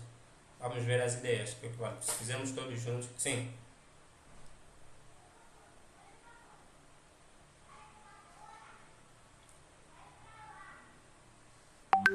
Não. Mostra todas as letras maiúsculas apenas. De uma vez mesmo, de A a Z, mas só as maiúsculas.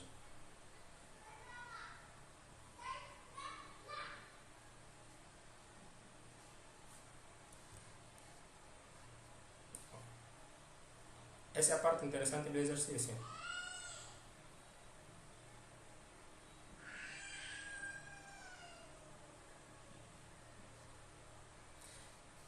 Não, tipo, nesse momento podem, eu não vou fazer mais nada aqui. Podem trocar a aplicação, vão para o NetBeans, como estão com os fones, pelo menos estão a ouvir. Se eu precisar de alguém, se eu precisar chamar a vossa atenção, ou quiser que olhem para aqui, para a partilha de tela, vão ouvir o meu sinal. Mas enquanto isso, podem abrir o NetBeans à vontade, pensem, cada um escreve o código dele, só ficou já 11 minutos.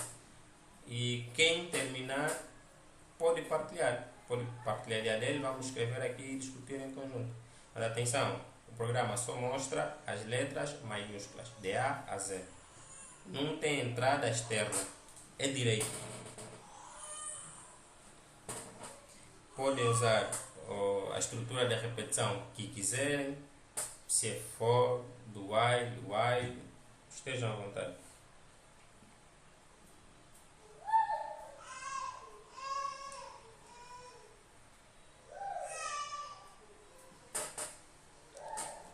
Uma questão, vocês conseguem... A minha câmera está ligada?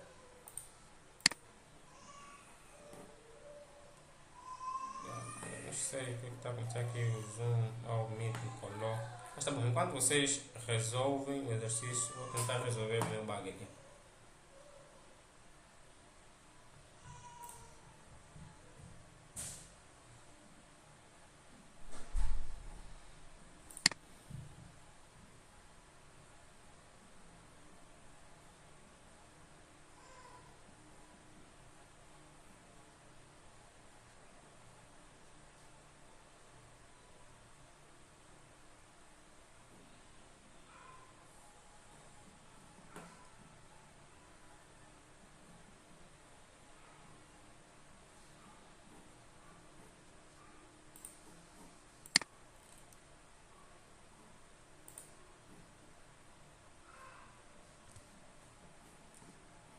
atenção, nada de ir na internet. Essa é aquela parte que eu ia pedir que alguém partilhasse a tela dele. Mas tá bom. Vou confiar em vocês. Nada de ir na internet e buscar algoritmo.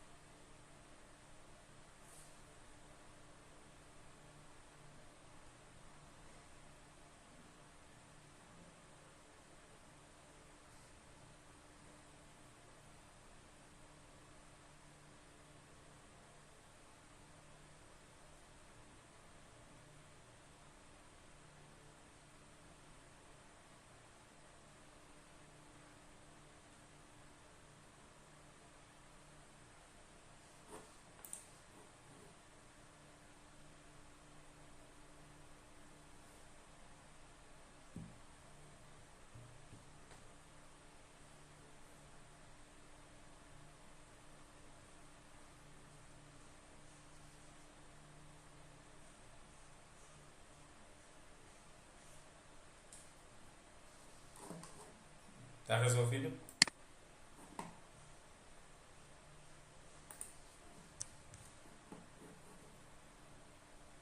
Nelson, já resolveste? É isso?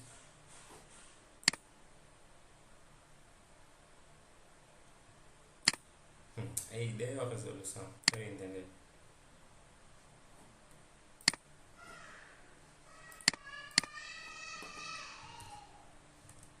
Queres partilhar?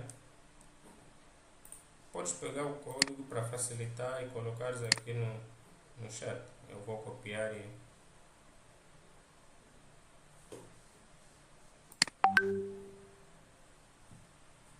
não foste na internet.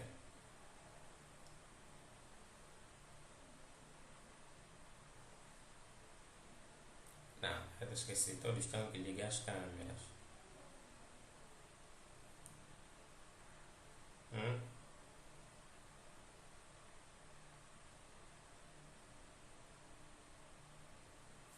Vou deixar uma mensagem, acho que vai aparecer uma notificação para ti. Hum?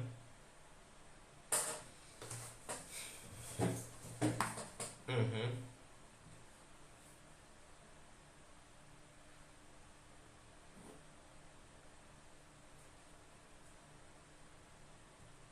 Uhum.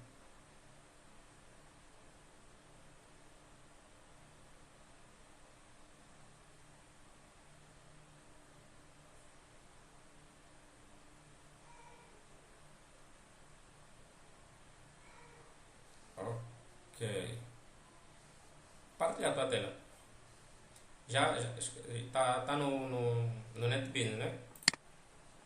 Vou para a minha partilha e partilhas tu.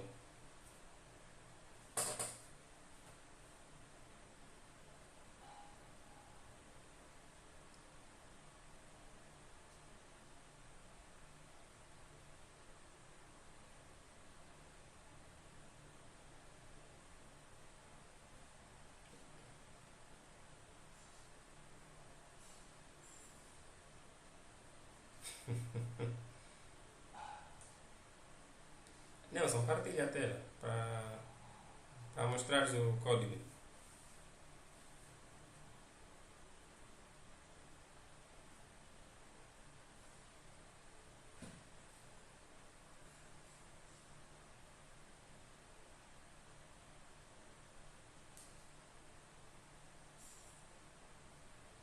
Nelson?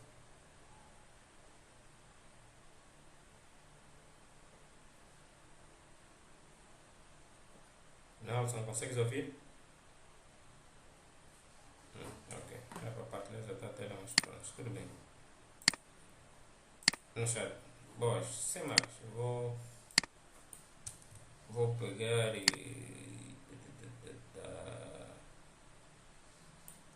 Plus. Acho que toquei a classe toda, vou só copiar.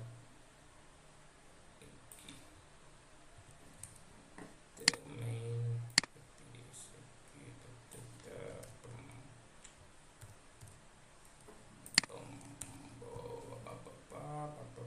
Pum. Ok. Conseguem ver a minha tela, né?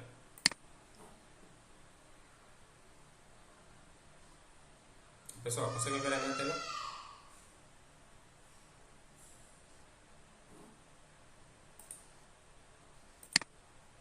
Alô, Paulo, Garcia, Nelson.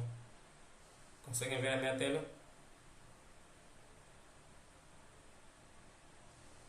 Alguém está me ouvindo?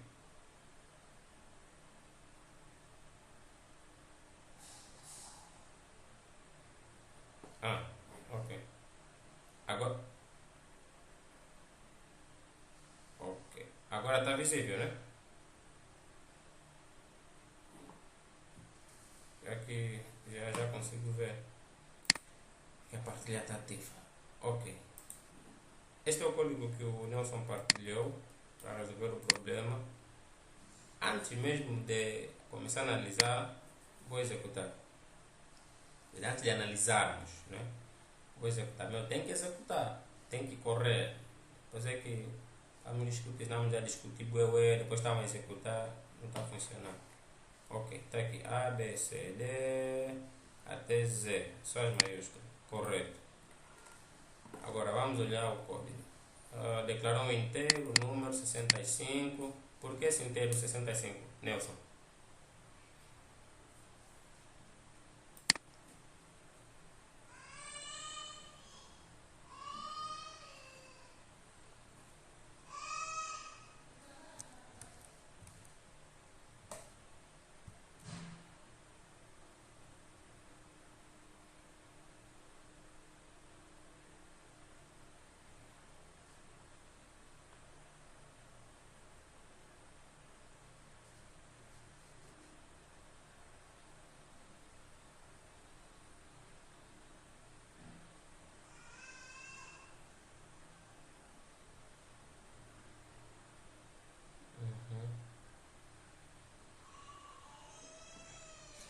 90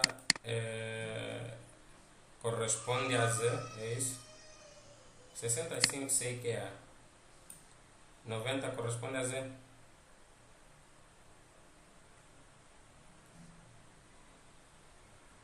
Sim, acho que aí depois tem o char, while, letra, fez o casting, aqui, ok, system, mostrou a letra, número, ok, fez o casting, incrementou o número e pá, perfeito. Paulo e Garcia estavam num caminho diferente, mas que uhum.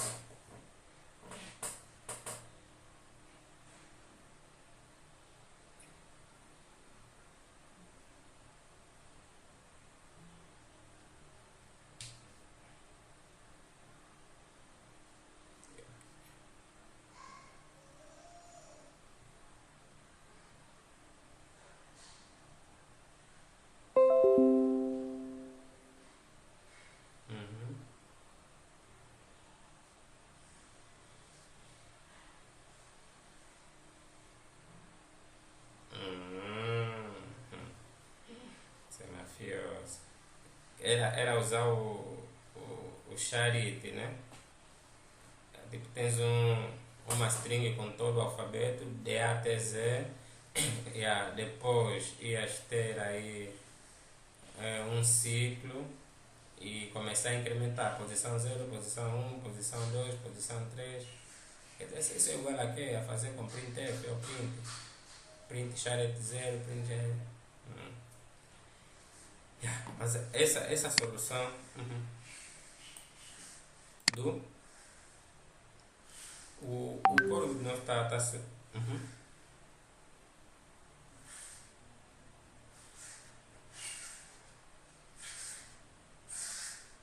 Sim,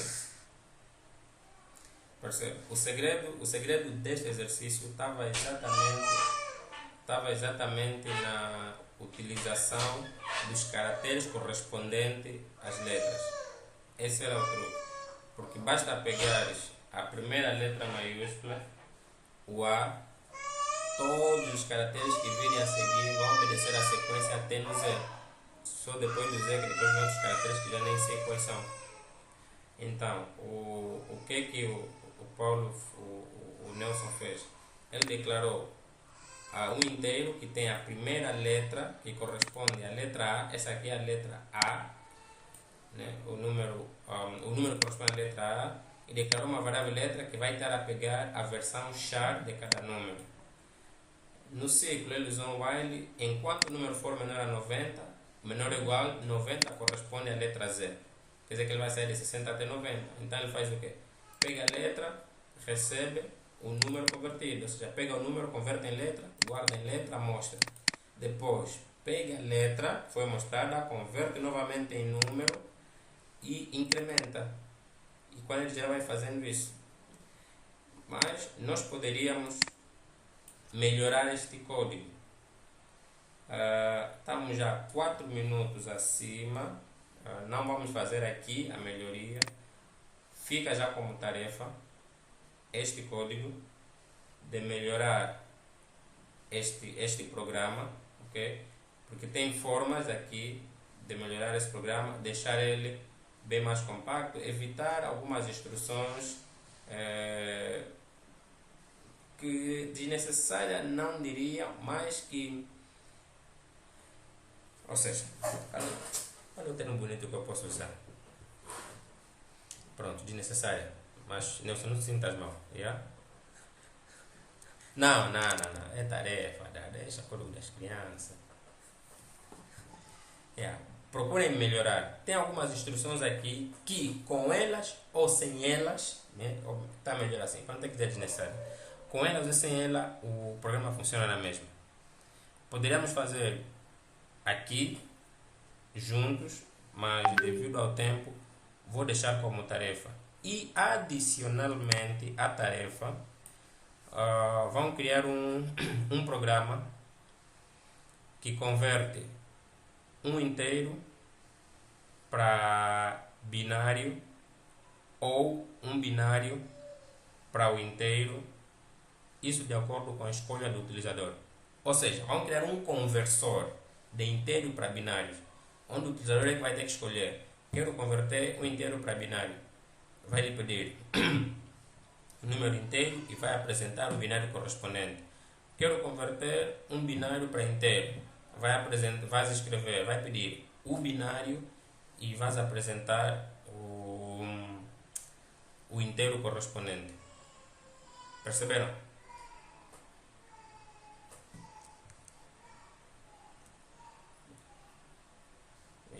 Mas atenção, repito, procurem resolver os exercícios sem copiar algoritmos na internet. Hoje a facilidade da internet é tanta que meia volta está duro, uma googlada, tem o algoritmo feito. Podem buscar por ideias do tipo: vocês vão precisar saber primeiro como é que é feita a conversão de inteiro para binário, possivelmente já esqueceram isso, se sei que é matéria daí das primeiras aulas já devem ter esquecido.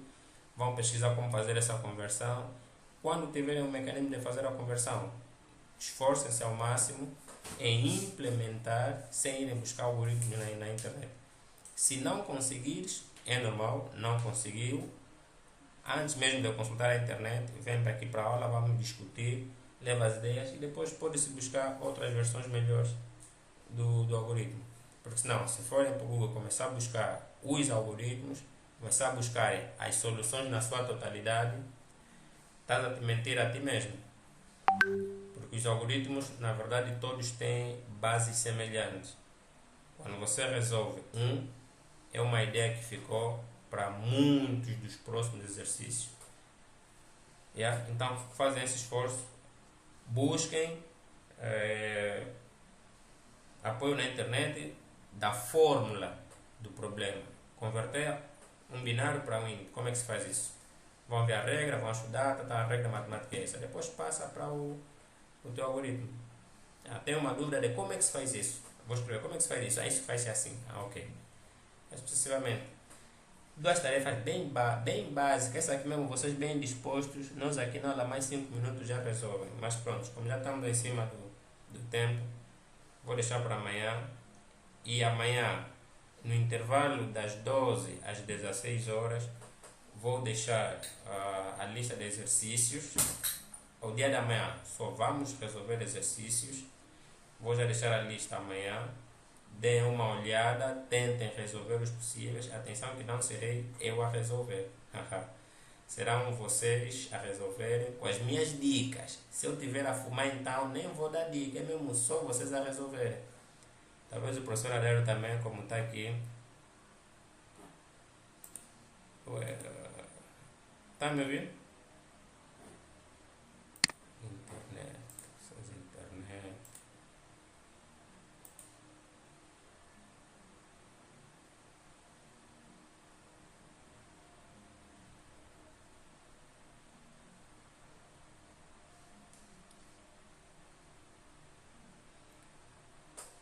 Pessoal, tive aqui uma falha de conexão.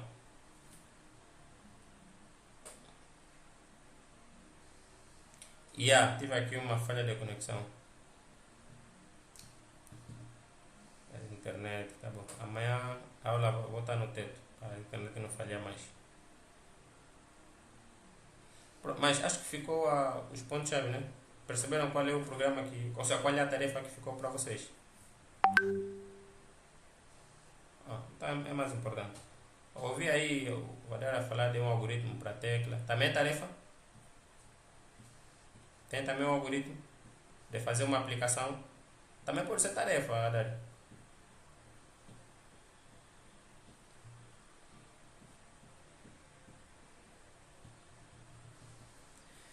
Pronto, pessoal. Alguma questão, alguma dúvida, alguma dica?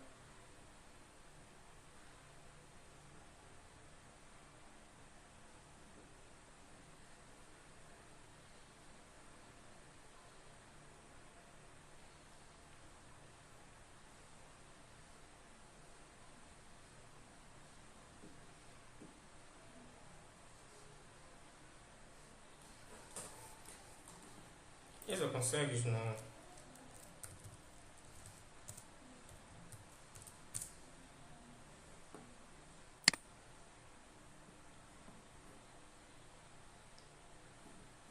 Bom, pessoal, bom descanso e amanhã voltamos a estar aqui, bem disposto para bater todos os casos.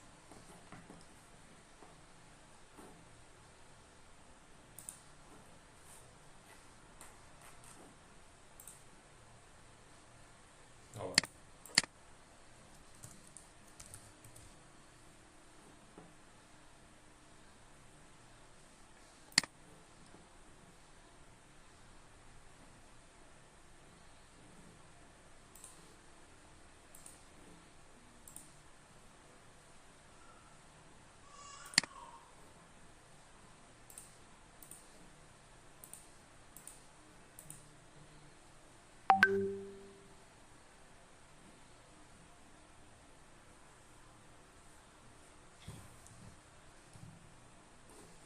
Olá.